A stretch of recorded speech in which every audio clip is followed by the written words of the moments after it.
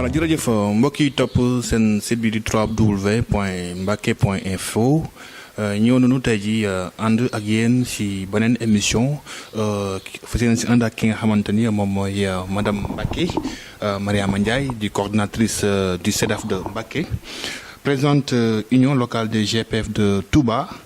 nekk responsable départemental pour la mobilisation pour la paix en Casamance, mais également responsable politique nekk ci parti bi di APR ci Touba. Sans plus tarder dañ koy bàyyi mu nuyoo ak mbokk auditeurs yi ak internautes yi téléspectateurs yi après ñu soog a ñëw ci laaj yi bismillah madame. jërëjëf Babacar maa ngi nuyu ñëpp di gërëm ñëpp di sant ñëpp di nuyu képp ku ñuy déglu à travers seen site bi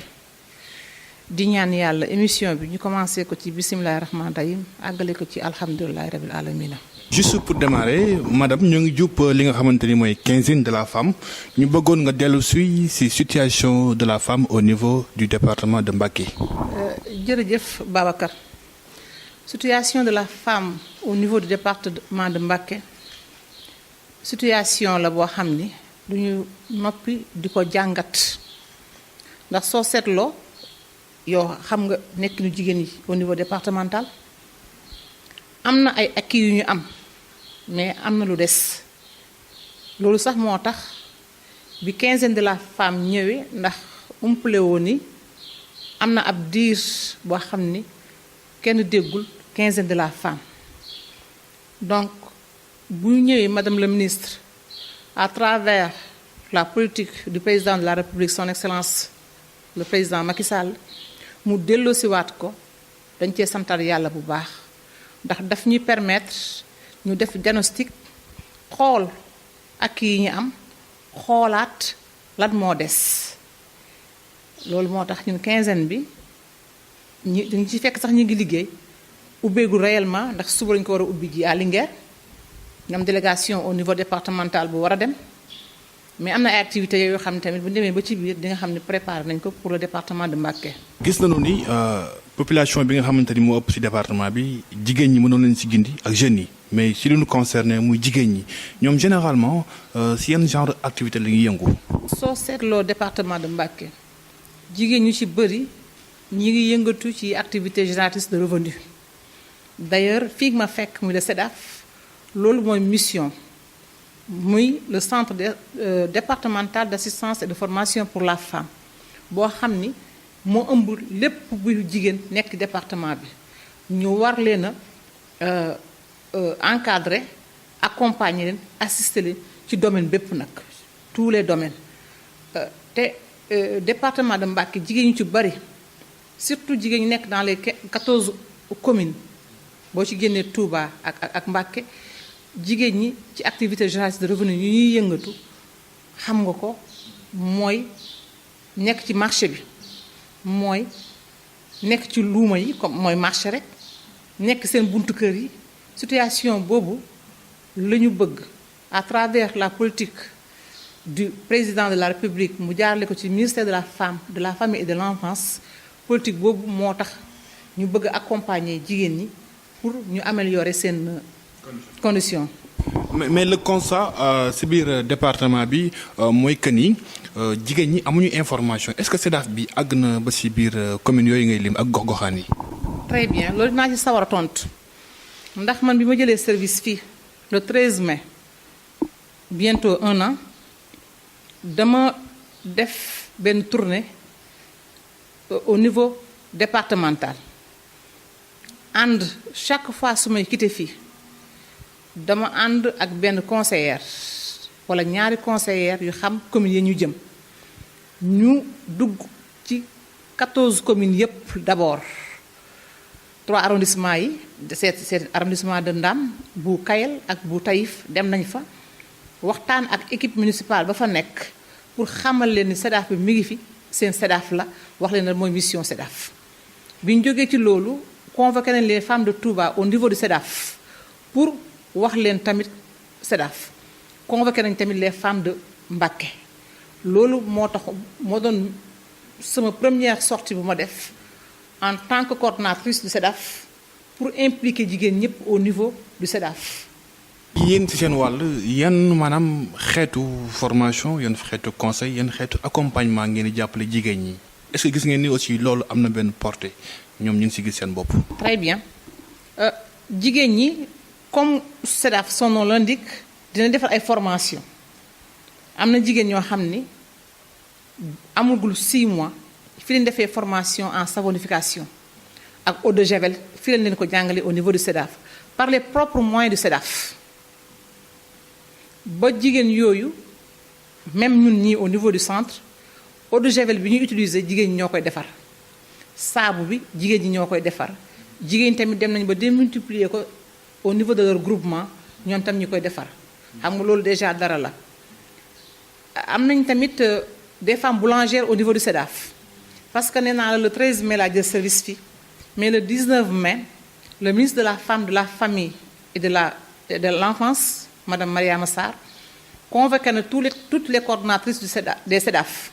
au niveau du foire de Dakar équipé ñu en matériel mais aussi en boulangerie bi ngi ci atelier yi ci la ñuy former donc des femmes yoo xam ne ñi ngi ñëw ci SEDAF bi di ci am as tuut bu ñu delluwaat seen kër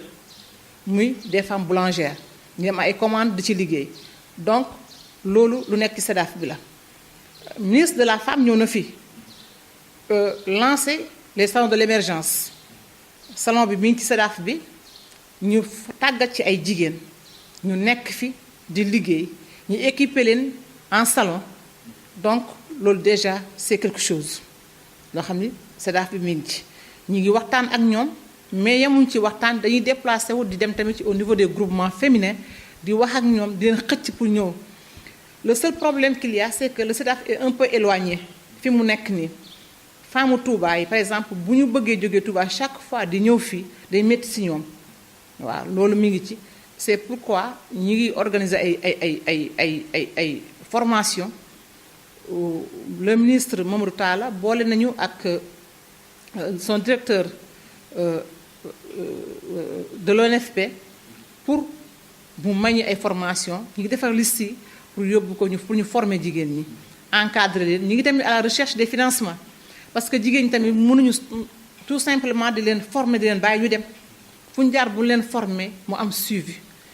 bi li ci mooy as tuut bu leen jox loo xam ne li ñu leen former dina tax bu demee seen kër yi mën ci liggéey mun amaat ci comme au moins ci seen kii yi. voilà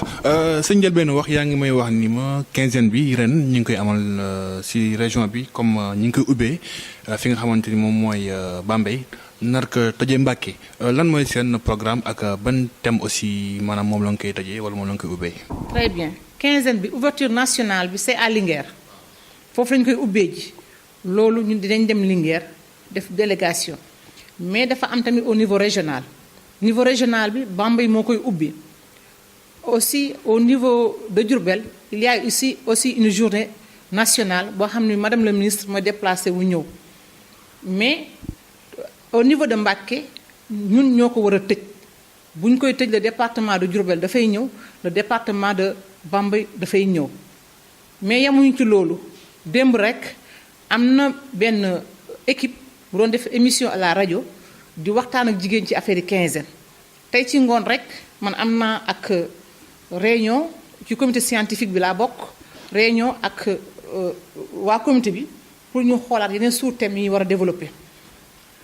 am na tamit benn forum bu ñu prévoir au niveau du SEDAF le 10 am na tamit ay visites yu ñuy def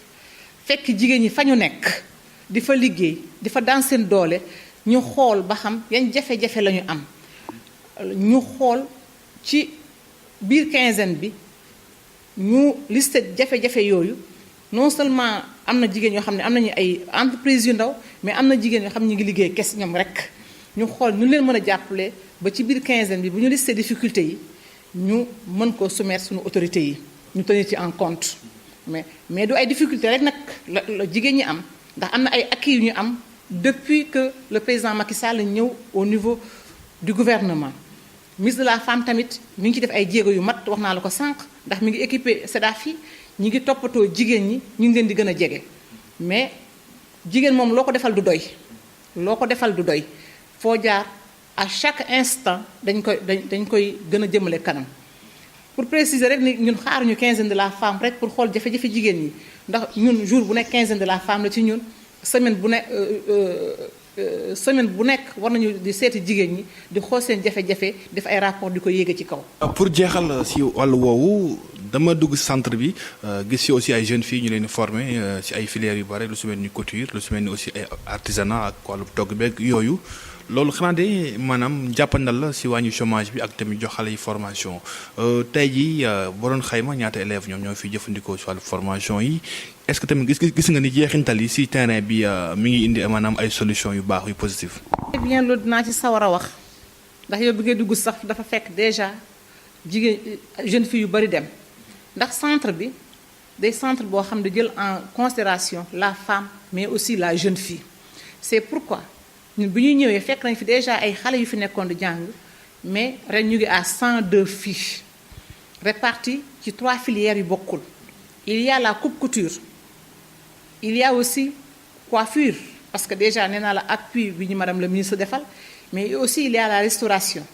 ndax jigéen ku koy yar di nga ko yar ci loolu di nga ko yar ci métier mais di nga ko yar tamit ci togg donc jigéen ñi macha allah les jeunes filles ñun wutatuñ léegi rek am na benn école boo xam ne mi ngi soxla ko defal prestation de service ci seen kii bi 8 mai ñoom bi ñuy def mais ñun la ñu ñëw demander élèves yi nga xam ne première année la ñu def ñoom ñooy leen defar loolu ak seen formateur bi donc politique la boo xam ni loolu mooy mission SEDAF fexe ba encadrer jigéen ñi fexe ba les jeunes filles aussi mën a am ëllëg bu ñu nekkee seen foyer lu ñu mën a suturloo loolu moo waral ñi leen di former en coupe couture pour le moment en coiffure en restauration mais boo nee coupe couture teinturerie ci la bokk sérigraphie ci la bokk artisanat tamit ci la bokk leneen ngay gis na le ñoom ñoo ko defal seen bopp te élèves première année la. si bi lay présenté aussi ñu ngi doon wax ni yaa ngi yëngu si wàllu groupement de famille yow sax yaa njiit li si département bi groupement yooyu nag dañoo bëri mais surtout dañu gis ni seen jàmbat mooy affaire formation ak affaire financement gisoon nañu ni si ginnaaw tuuti aussi diggoon na leen fi financement mais ñu bare nee nañu jotuñu tey jii est-ce que loolu noonu du gën a indi précarité seen nekkin maanaam seen nekkin di gën a metti. loolu mooy suñu combat. ndax man naka jekk avant may ñëw fii mbiru jigéen daf ma soxal en tant que yaay en tant que éducatrice parce que man jàngalekat laa en tant que tamit soxna ndax ku wax soxna wax mbooloo kon ñun dañuy nekk ci mbooloo ak mbooloo ci kër yi nekk ak mbooloo ci fi ñuy liggéeyee mais tamit ci biti dañuy fi nekk ak mbooloo loolu moo tax man sama bopp dama créé woon benn groupement bu sama koñ ñu tuddee ko waa kër Ndaayaan Awa Balla di leen jàppale ñu jàppalante bi loolu moo ma yóbbu ba ma nekk présidente union locale des GPF de Touba groupement féminin yi ñuy yëngatu ci wàllu formation def nañ ci ay formation am na jigéen ñoo xam ne boo demee seen kër di nga fa gis micro jardinage d'ailleurs am na ay table yu nekk fii sax ci laa ci bëgg a yëngatu wàcc au niveau du SEDAF loolu formation yi groupement yi formation yi mi ngi ci financement yi moom moo ñu posé problème parce que comme ni ma ko faral di waxee jigéen ñi dañoo dee ci financement ci crédit yi parce que ci nu ma koy waxee ci bu dañuy wuti ay crédit ci microfinance yi nga daan dema seen bopp ci microfinance yi wutal crédit mais xam nga jigéen daanaka ñoo yor kër yi ndax su góor def benn jigéen bu deful fukk dina def juróom yi soo xoolee ñoo yor xale yi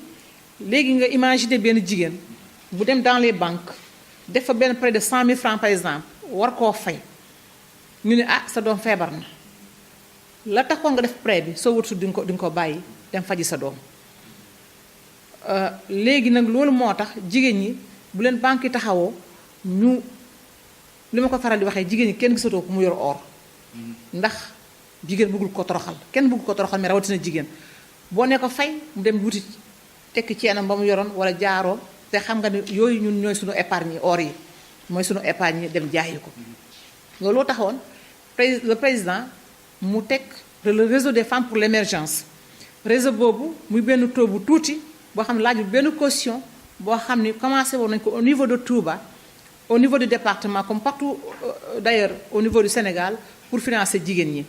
mais liñ ci yaakaaroon gisuñu ko mais defe naa loolu dinañ lu ñuy ëlbatiwaat la ba financement yi dina ñëwaat ci jigéen parce que ñun loolu mooy suñu combat de tous les jours comme ni ma ko waxee rek jigéen mënoo ko defee formation ba pare te bu paree formation bi joxoo ko as tuut lu mu liggéeyee. Madame Mbacké mu mel ni aussi da nga bëri maanaam casquette je touche du bois parce que tamit yaa ngi yëngu si wàllu jàmm Casamance parce que responsable départemental de la mobilisation pour la paix en Casamance. Casamance ci Sénégal la bokk boo nee Casamance am nga fa mbokk boo fa amul mbokk am nga fa mbokk bu fa am mbokk wala nga am fa am di jàmm Bawol ci Casamance ci Sénégal la bokk Bawol ci Casamance la bokk kon nag problème mu Casamance problème mu Sénégal yépp la c'est pourquoi. waa Isoforal bi ñu ñëwee def ay tournée au niveau des régions ñu dem Diourbel bi ñu demee Diourbel ci leen ma copté comme point focal comme responsable départemental parce que ñun problème boo gis jigéen a ko war a régler moo tax jigéen ñi def benn dànk ak foo mënti nekk ci Sénégal ñu ne ñun ñoo jur ñi nekk dans le maquis ñun la suñu borom kër nekk dans le maquis te jigéen mën na dara ci borom këram mën na dara ci doom yi ñu ne dañuy waxtaan ci suñu biir bu ñu waxtaanee au niveau départemental waxtaan au niveau régional waxtaan au niveau national kon su boobaa suñu yuuxoo dinañ ñu dégg waaw loolu moo tax ñu impliqué ñu tam ñu impliqué wu ci. mais bi ngeen ci commencé dox boobu ba léegi jàpp ngeen ni am ngeen ci ay jéego yu ngeen ci def yoo xamante ni tey jàmm ji moom mi ngi commencé di tàmbali wala. xam naa de tombeel moo waral ay gaaf ndax depuis ñu dugg ci ba léegi macha allah yàlla na jëm kanam. je touche du bois situation bi yàlla continuer ndax dafa mel ni bi ñu ci duggee ñu xam ne ñun ñu ngi yuuxu ñu ngi dégg en tant que yaay en tant que soxna en tant que éducatrice xam dafa mel ni gars yi dégg nañ ñu dafa mel ni yow seen bopp sax xam ngeen ni yëf yi yàlla na jëm kanam daal macha allah. ñu ngi ci dernier point bi nag dañ koy laal ci wàllu politique di fàttali aussi responsable des femmes nga bokk ci parti bi di APR ci département bu Mbacké. ñu gis ni parti bi dañuy dégg toujours ay structure si wàllu ndaw yi man temps yi sax maa ngi dégg sage yi ñoom ñu ni doon bëgg taxawal benn kuréel mais man côté jigéen dama ko déggul ci APR maanaam dafa structuré wul côté boobu noonu te ñu bari xam nañu ni kuréel bu mënti doon jigéen ñi ñoom ñooy fer de lance bi situation parti APR si wàllu jigéen ñi qu'est-ce qui se passe réellement pourquoi léthargie boobu am jafe-jafe boobu noonu ci biir APR lu ngeen di xaar pour samp kenn. wax nga dëgg. mais taxul ñu réeroo xëy na au niveau départemental coordinatrice la femme à perdre au niveau de Mbacké amul mais ñi ngi def ay réunion ñi ngi dajoo ñi ngi waxtaan mais li gën a yombal liggéey bi mooy fu mu jaar am ko jiitu loolu moom defe naa balaa yàgg di ngeen ko dégg balaa yàgg di ngeen dégg ni juboo jigéen yi département Mbacké takkoo nañu nekk benn say jiite nañu diw topp ci def suñu bureau comme ça ñu àndi xàccandoo di dóorandoo parce que loolu mooy suñu sac loolu mooy liggéey bi loolu mooy jëmale liggéey bi kanam mais su fekkee ne ku nekk fa nga toog bëgg nga ni man maay jiitu maa war a nekk responsable non loolu moom mënut a nekk kule al fu mu jaar am ko jiitu SEDAF bi dama fi nekk pour coordonner donc il faut aussi tamit suñu structure suñu parti bi ñu structuré ko wut benn coordonnatrice bu ñu wutee benn coordonnatrice mu nekk fi ñu ànd ñun ñëpp toppandoo ci moom ci gannaawam ànd liggéey pour am victoire. jàpp nga ni loolu dina nekk benn entreprise bu facile parce que boo xoolee parti bi dafa bari ay pàcc et puis tamit gis-gis yi dafa wuute ci cadre boobu ñu jàpp ni problème yu bari mi ngi miine wu est-ce que loolu noonu dina yemb ak bu ngeen doon wut benn ku leen di jiite ci wàllu jigéen ñi kooku profilam nu maanaam war a mel kooku moom mooy kan na la war a làmbool. profil bi nu mu war a mel rek mooy ki jiite suñu parti nu mu mel muy le président. waaw profil bi ni mu war a mel rek mooy suñu njiitu parti rek dafa doy royukaay ku nekk xam na ko ci yar ak teggin ku nekk xam na ko ci yaatal ku nekk xam na ko ci ubbeeku ku nekk xam na ko ci déglu kon nag ki démembrement lay doon ki war a jiite tamit dafa war a roy ci moom rek ndax jikko jooju ñu gis ci moom kon nag ki war a jiite jigéen ñi non seulement war na am lu mu bon nag am njàng war na yaatu mais it war na am mbooloo nit ki nag mënoo ñëpp ni yow a loolu difficile lay doon ndax gën gi mu def sax amu ko woon kon nag bu ko nit bëggee am dafay métti mais munta ñàkk njiit munta ñàkk ñun ñoo war a am suñu fulla ak suñu fayda wut njiit mu jiite ñu jiital ko te bañ ko fa xastal. nemmeeku nanu ni aussi département bi ñu ngi respecté principe bu parité si biir maanaam pal yi parce que législature bi passé aussi am na ñaari jigéen député bi di ñëw aussi tamit jàpp nanu ni loolu mooy amaat ak yow maanaam sa taxawaay si biir département bi ak sa profil vraiment nga nekk un cadre aussi quoi qu'on dise loolu am na nekk aussi de surcroît un responsable de femme départementale tey est-ce que amoo looy laaj si élection législative yi est-ce que tey am nga maanaam intention pour ñu mën la investir. man fu ma yaakaar ni rek su ma fa toogee liggéeyal jigéen bëgg naa fu may yaakaar ni fu ma fa toogee liggéeyal askan wi ndax soo xasee ba nekk ci béréb askan wi yépp nga fa nekkal te su boobaa doo nekk askanu Mbàkke kese askanu Sénégal yépp ngay doon fépp fu ma yaakaar ni fii buñ ma ko joxee mën naa fee liggéeyal jigéen ñi dinaa taxaw te it bëgg naa ko tamit nag ndax nous sommes en politique nit ki da ngay politique du dara lu l'art de gérer la cité pour nga gérer sa cité gérer nit ñi nga yor mën nga am foo xam ne boo fa toogee fa ñuy jëlee décision yi nga taxaw fa di mën di leen kaasal di mën di leen wuti di indi di mën bu ñu waxee nga fàttali ko Mbàkke parce que soo xoolee le programme du PUDC dafa mel ni dañu xaw a fàtte Mbàkke dafa mel ni ñoom dafa mel ni dañu ko reconnaître dañ ni dafa mel ni erreur la mais yu mel noonu député daf koy kaas soo gisee sunu élèves sunu doom yi comme ni nga ko xamee Touba élèves 95% élèves bu Mbàkke yépp Touba la ñuy jógee problème transport bi mi ngi ci soo taxawee ci le matin di xëy si di ñëw da ngay gis élèves yi ñuy langee ci oto yi mais élèves yi war na leen a kaasal war na leen a xeexal ba école yi surtout les CM am ay carte de transport am ay carte comme Dakar Sotrac ñun bi ñuy jàngee Dakar noonu la woon ñu am ay carte de transport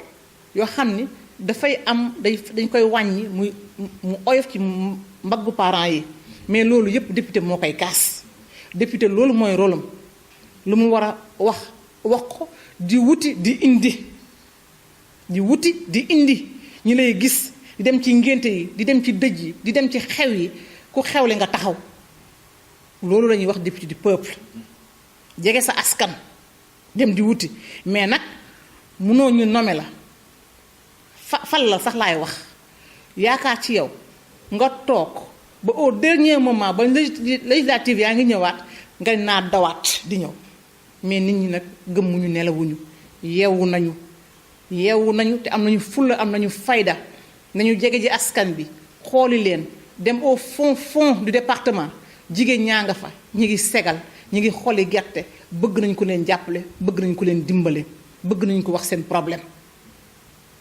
sunu doom yi bëgg nañ ko leen jàppale ci jàng mépp nag ci formation yépp centre de formation yaa ngi fi war nañ leen a jàppale am na benn problème boo xam ne man mënuma toog te duma ko wax muy le cas de Mbacké 4 mooy benn CEM boo xam ne moom kese moo nekk ci département bi boo xam ne clôturé wuñ ko te dafa sori te majorité bi yëpp Touba lay jógee mi ngi ci diggante stade bi ak le lycée de Mbacké conseil départemental moo ko war a def mais tamit est-ce que du député yi war dañu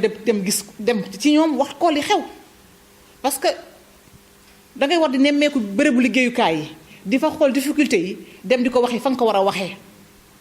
am na loo xam ne wàllu maire la am na loo xam ne wàllu conseil départemental la am na loo xam ne wàllu ministre ba la ak wàllu état dafa am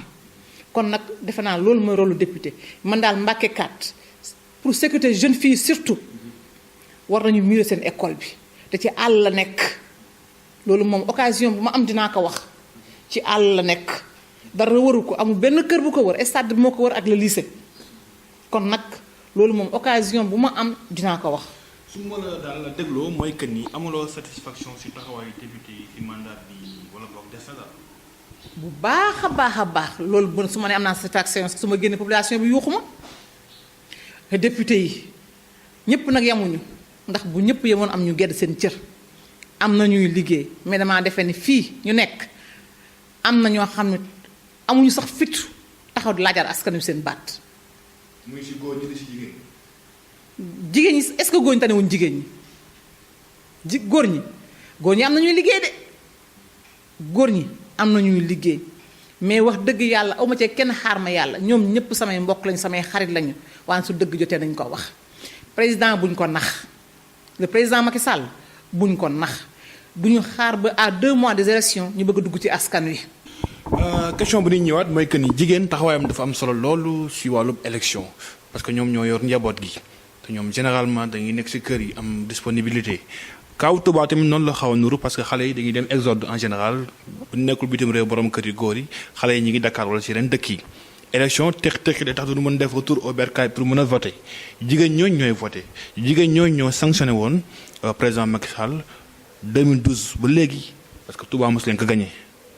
léegi tey jigéen ñooñu est-ce que pare ngeen pour def si une mobilisation pour mën a récupérer li nga xamante ni moom ngay ñàkkoon dabawaat ko. mobilisation bi ñoo ngi ci mooy dem jege askan wi naka jekk ku xewle nga dem koo mën a dimbali as tuut dimbali ko malgré say moyens mais bu ñu naxante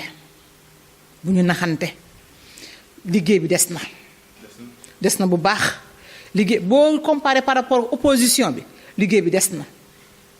na bu baax a baax ndax jigéen ñi ñoo jur doom yi jigéen ñi la seen doom yi yor jakartaay di dawal bërki démb ba Mbàkke rek gis nga fi choc bi fi am ba ñaari ci moto jakartaay bi ba ñaari ñàkk seen bakkan mais est-ce que ñooñu waruñu leen a encadrer wutal leen permis de conduire ñu xam bu ëllëgee fu ñu teg seen tànk jeune fille yi nga xam ne ñu jógee fi dem Dakar di def problème mu bon nañ leen téye ci kër yi wutal leen formation wutal leen financement ñu liggéey ñiy segal sonn bay bëgg a dee te Babacar xam nga ñiy voté newuñ ci kenn gisu leen ñu ngi ci biir kër yi maa ngi jox benn exemple rek. bu rek démb dama am benn jigéen ñoom dañu yor seen benn mbootaay mais amuñu ay papier man ko da ngay dem nga wut ay pièces photocopie carte d'identité nga ñëw ñu déposer la comme ça ñoo seesti leen mun ma ñaata mën ko 20 5 heures laa ko wax le lendemain matin bi mu ñëw mu indil ma 2 fois 20 mais muy 40 te kat xam nga yenn pièces la pièces yu bees yi man ko yéen koo leen nekkal foofu mun ma kenn mu leer na ne ñooñu daas nañu fanaanal ñu ngi téye di xaar ku leen jàppale kenn nekku fa muy ay jigéen yoo xam ni ñu ngi nekk saam te la nekk foofu moo nekk ci sancaan yépp kon ñun suñu rôle la loolu du rôle député sax kese suñu rôle la ñun ñëpp ñu fekk jigéen ñi ku nekk fa nga nekk jéem laa xëcc jéem laa toppatool formation jéem a lijjanti ba nga am ay financement ba nga mën a liggéey mën demal sa bopp. enfin sànq si sa biir wax dégg naa benn alerte dafa mel ni da nga wax ni sa gars yi danoo tumuranke si terrain bi parce que boo xoolee dafa nga wax ni opposition bi mi ngi ko assiégé à 3 mois des élections mouvance présidentielle bi au niveau de Touba bi nga xamante ni da ngeen si yàgg di am ay difficultés ngeen toog bàyyeeku loolu moom lu muy wundu ak lu ko waral qu'est-ce qui se passe réellement. li ko wundu rek mooy opposition moom ku ne xam na ni ñoom ni ñu mënee li ko wundu mooy soo toggee di xaar responsable doo liggéey. mais dañoo war a jógal suñu bopp jóg dafa jot yàgg na am na nag ñuy liggéey de mais xam nga man lan laa contre Babacar meeting yi comprendre naa ko def entre politique am mu xam ne xel ki nekkul woon ci parti wala musta politique muy politique mais meeting booy ñàkk 5 millions 10 millions jox ko askan wi bu fekkoon ni am nga moment yoo xam ne da ngay jikki-jikki dajale say jigéen lii kat lii maa leen ko dimbalee wut leen defal leen formation am leen as tuut 100 000 francs yi dem leen ci liggéey ci balaa am 1 an seen 100 000 francs yi mu dina mat 500 000 seen njaboot gis seen bopp ñu gis seen bopp mais doo xaar ba élection jub si nga naan ka tey li ci gën a doy waar mooy soo xoolee même jigéen ñi même nit ñi wuy ji meetingu APR yi même nit ñooñu ngay gis ci meetingu PDS yi même nit ñooñu ngay gis ci meetingu bokk gis-gis yi même tête ngay gis ci waa réew mi nii dañ cee war a yeewu su fekkoon meeting rek la en 2000 le président Abdoulaye Wade perte fii foo tëggee ñu ñëw te dañoo war a def politique autrement di politique di yeb nit ñi ci ay car di leen jox ay jigéen ju soxla mbubb boo ne ko yéega ma jox la mbubb ak 2000 francs mu ñëw xale yu góor koo jox t-shirt mu ñëw bu voté jotee ñu seet ku leen neex votel te remarque bi mooy ci élection yi dañ ko ci inscription yi ngay xam ni jigéen ñu bëri amuñu woon pièce